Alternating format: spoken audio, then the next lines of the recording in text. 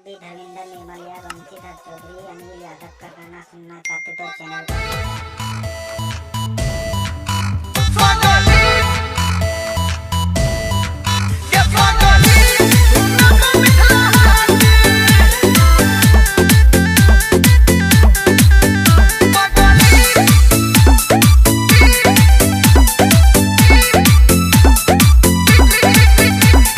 ready रही है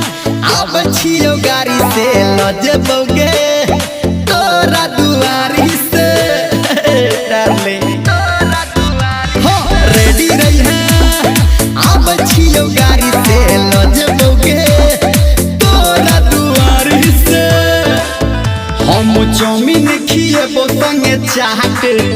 हम चौमिन खिएबो संगे चाट के पगली घूमेबो मिथिला हाट के पगली घूमेबो मिथिला हाट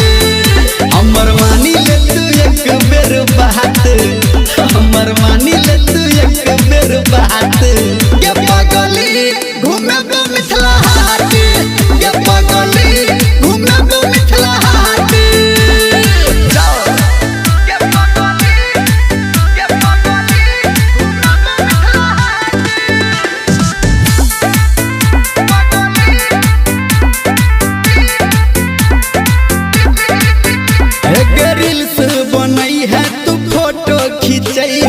जाके अररिया में हवा तो खई है मजा देतो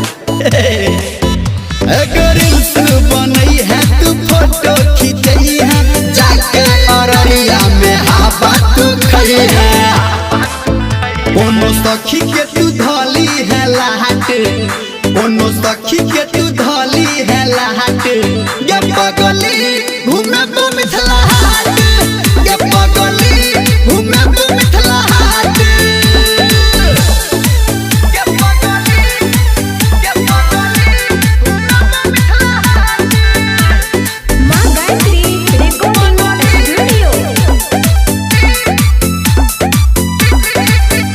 एक जिला मधुबनी में एकरे छै हाला हम छिल भर तोहर बारा दिल बहाला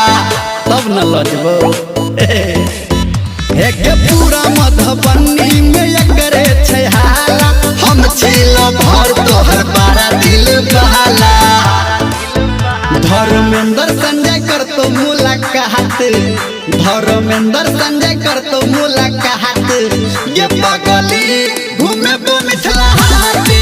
ये पगली घूमेबो मिथिला हाट हे रेडी रही है अब छियो गाड़ी से लजबोगे तोरा दुआरी से